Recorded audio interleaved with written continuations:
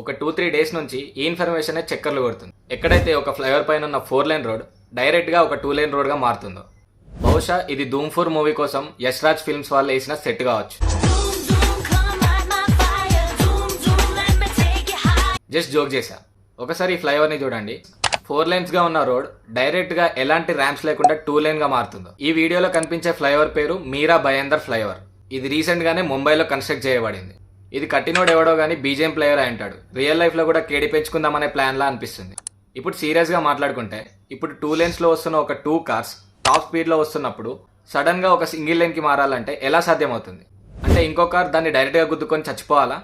ఒక 10th class చదివేటోడికి ఈ project ఇచ్చినా దీనికంటే చాలా బెటర్గా గీస్తాడేమో.